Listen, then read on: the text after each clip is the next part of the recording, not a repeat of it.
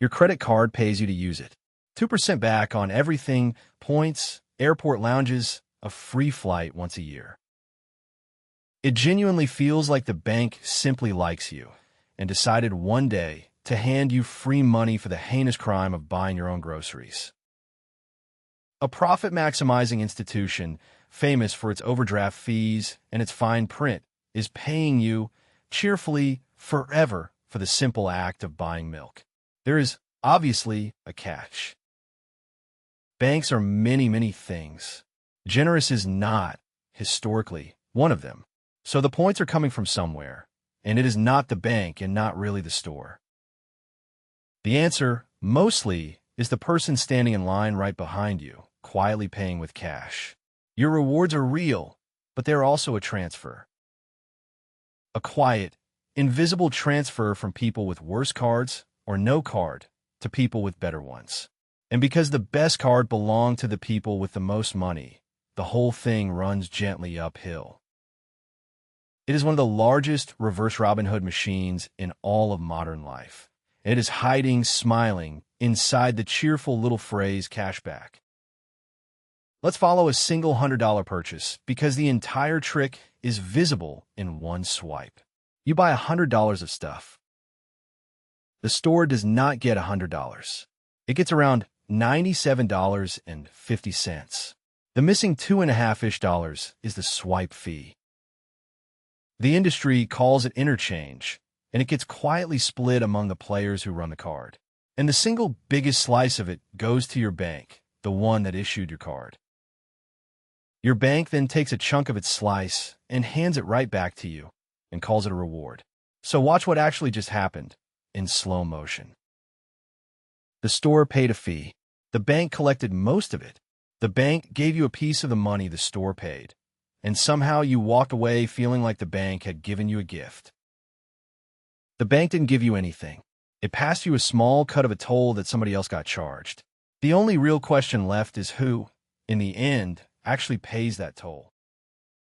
You'd think the store would simply refuse the expensive cards. Just say, sorry, no Platinum Mega Rewards cards here. They cost me far too much.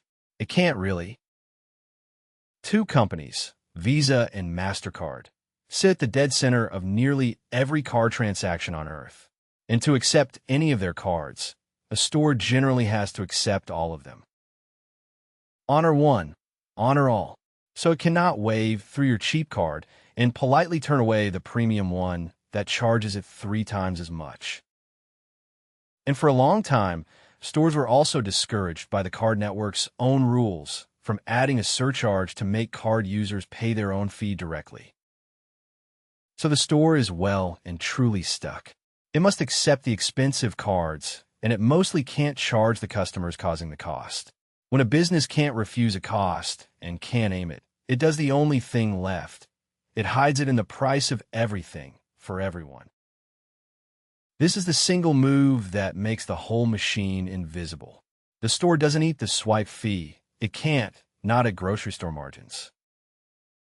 So it raises its prices just a little on absolutely everything to cover the average cost of accepting cards. The sticker price you see already has the swipe fee baked inside it. And here is the crucial, slightly outrageous part. That higher price applies to everybody identically. The Platinum Rewards man pays it. The basic debit woman pays it. The student paying with actual folded cash pays it.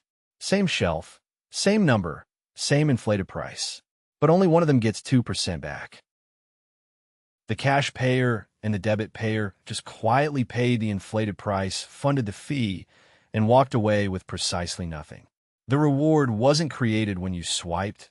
It was prepaid by everyone in the price tag, then handed to the people holding the right cards. Now layer one more fact on top, and the machine finally reveals which direction it actually runs. The fanciest cards, richest rewards, highest fees, go to people with high incomes and good credit. Those people also spend the most, so they collect the most rewards. Meanwhile, the people most likely to pay with cash or debit or a plain no-reward card skew lower income. They pay the baked-in price bump every single time and collect nothing at all. It is a transfer running quietly uphill from the people with less to the people with more. And when economists at the Federal Reserve actually sat down and added it all up, they found exactly what the structure predicts: a transfer of money every year from lower-income households to higher-income ones. By one well-known estimate, the average cash-paying household hands over around $150 a year to card-paying households. Your annual free flight is real.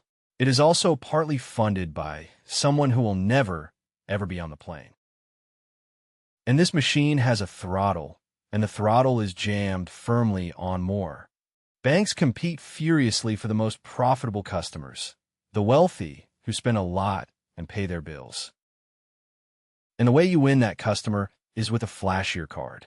More points, a bigger sign-up bonus, a nicer lounge, a heavy metal slab that goes clunk when you drop it on the bar. But every single upgrade has to be paid for. So the fee on that card goes up, which means the price baked into the store's shelf goes up, which means the quiet subsidy paid by everyone else goes up too. The cleanest proof that the rewards aren't free comes from the places that simply turn the fee down. Europe and Australia, among others, cap these swipe fees far below American levels.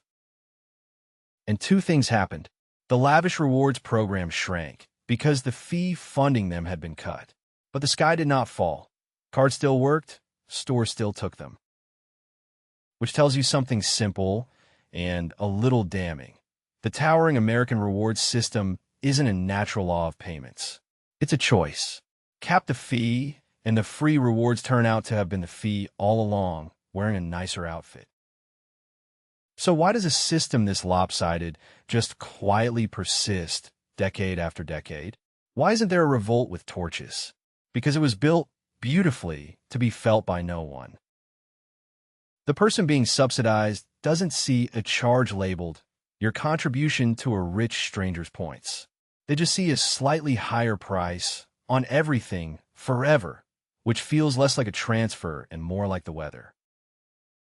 And the person being rewarded doesn't feel like they're taking anything from anyone. They feel like they're being clever, optimizing, stacking points, beating the system. That is the genius of hiding the cost inside the sticker price. The loser can't find the receipt, and the winner feels smart instead of complicit. Add two networks that run almost everything and years of rules that kept the fee invisible, and you get a transfer that nobody designed as a villain, and that nobody can quite locate in order to be angry at it. A redistribution with no receipt and no front desk to complain to. So let's put your points back together. They're a slice of a fee the store was charged and could not refuse. A fee it hid inside the price of everything, paid identically by everyone. And then handed back only to the people holding the right cards, who tend, neatly, to be the people who needed the money least of all. A reward for some, quietly funded by all. And the lesson is one of the most useful in all of money. When something feels free, the cost did not vanish.